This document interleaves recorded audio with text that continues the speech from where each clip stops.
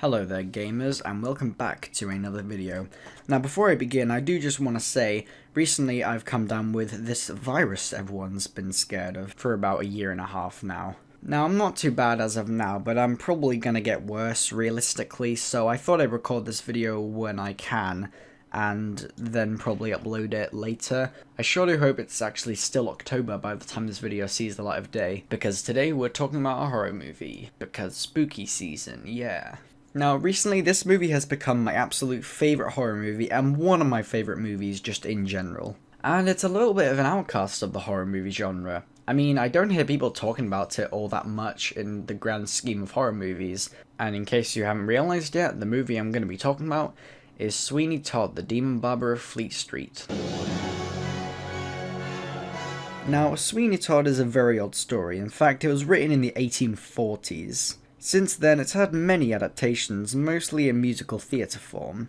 But of course, today we'll be looking at the 2007 musical adaptation by Tim Burton. This movie is very Tim Burton. I mean, it checks all the boxes.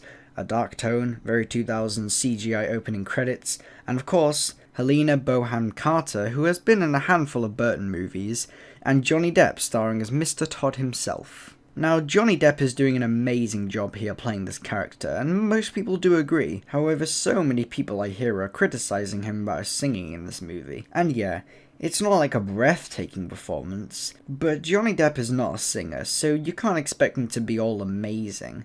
And actually, I think his singing voice in this character just gives him more character. He kind of goes for a Bowie vibe, and I think it works quite well for the character. And the soundtrack for this movie is absolutely kick-ass. Seriously, I own the soundtrack on CD and listen to it tons. No, there's no place like London. This movie is also really clever with its music. Seriously, like, if you're a giga nerd of music, you can probably listen carefully to the soundtrack and figure out the entire plot based on the very subtle foreshadowing in its music. I'm not going to go into too much detail about it, but if you're interested, definitely watch this video by Sideways, because it's super good and detailed.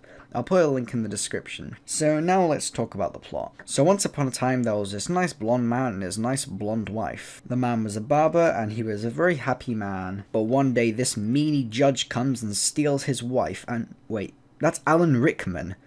Okay, I guess Professor Snape steals his wife. So then the man, whose name is Benjamin Barker by the way, goes all Cruella de Vil in the hair and adapts a new name. And our anti-hero is born. Sweeney Todd. So he arrives in London, and then we get introduced to Mrs. Lovett, who runs a pie shop. But she can't afford good meat, so she, no joke, finds dead cats in the streets and puts them in her pies.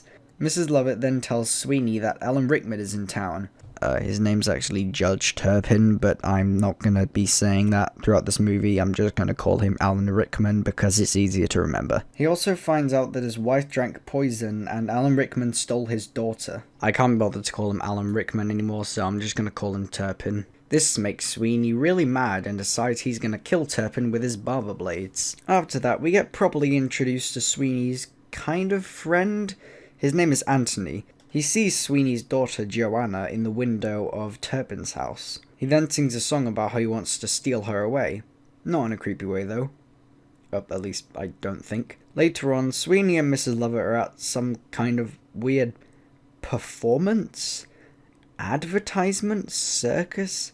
I don't know. Basically, this kid is advertising a hair-growing ointment. Sweeney is skeptical about this, and so the boss comes and challenges Sweeney to a shave-off. Sweeney ends up winning and going home. Later, the boss rocks up to Sweeney's barbershop and is like, "Hey, you're mean." Then he reveals that he knows that he is really Benjamin Barker, and that he was his old apprentice back in the day. To which Sweeney beats him to death and then slits his throats. Yeah, damn, this video is gonna get demonetized, huh? Later, before he can get rid of the body, Judge Turpin comes and asks for a shave, so naturally Sweeney's like, hell yeah, now I can kill him. But he takes his merry time, making sure to sing an a cappella with him. You know, there was a time in my life where I thought that Johnny Depp and Alan Rickman did not perform an a cappella. Then I saw this movie. This is a great scene. Not only do we have the best song in the entire movie, you also get very well done tension. You're consistently wondering, oh man, he's gonna do it. But right before he can do the deed, Anthony busts in and is all like, oi oi, Mr. Todd, I found your daughter Joanna in it. That's what he sounds like, by the way. And then Judge Turpin goes all Professor Snape and goes, "You flipping donkey pie, Mr. Todd." That was my best Alan Rickman impression. I apologise. And Sweeney starts raging and going insane. He then sings the second best song of the movie, called Epiphany. So in this song, he sings about how he hates the world and everyone in London should die, and that he announces that he will be killing people until he can kill Turpin. "And I will get him back, even as he gloats. In the meantime, I'll practice on this honourable throats." So later, Sweeney's talking to Mrs. Lovett, and she's all like, "Pump the gas, Daddy-o. Let's put the bodies into pies and sell them." Okay, she doesn't say it exactly like that, but you get the point. So yeah, this movie's about cannibalism now. So now it's time to cut back to Turpin and Joanna. So Turpin finds out that Joanna is planning to sneak out with Anthony. Turpin, of course, does not appreciate that and reacts by throwing her in an asylum for some reason.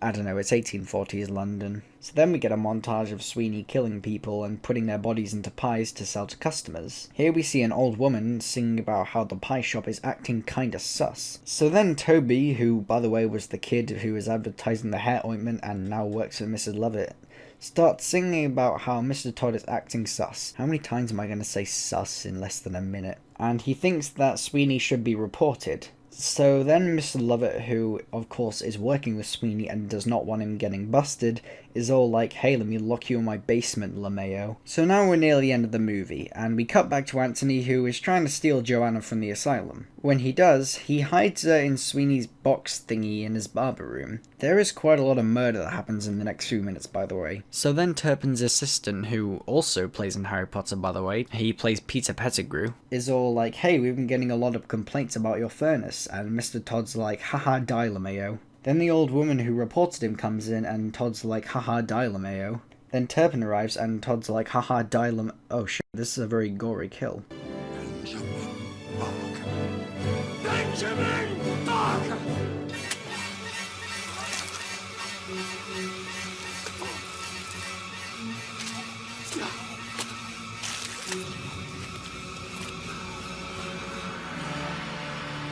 Well, I guess it makes sense because this has been very highly anticipated. It is then revealed that this whole time Joanna has been witnessing all this, and Sweeney, without knowing that this is his daughter, is like, "Haha, die, LeMayo," but gets interrupted by Mrs. Lovett screaming because Turpin is somehow tiny bit alive? Sure. He quickly dies though, but then we get a big twist. The old woman he killed is actually his wife. So yeah, apparently she didn't die from the poison, but Mrs. Lovett lied to protect him. So Sweeney's like, "Haha, die, LeMayo." Except this time it's not so LeMayo, as he pushes her into a furnace. Yikes. As he's looking down at his dead wife, Toby crawls out of the vent. Toby sus. And Sweeney accepts his death as he has nothing left. Kind of dark. Toby slits the throat of Sweeney, and the demon barber of Fleet Street is no more. And that's the end of the movie. Now, this horror movie is amazing. Definitely my top horror movie, and one of my top movies in general. Now, this movie is nowhere near perfect, and I'm willing to admit that it has flaws, but I'm gonna give this movie a solid 8.5 out of 10. Nah, heck, 9 out of 10. And with that, goodbye.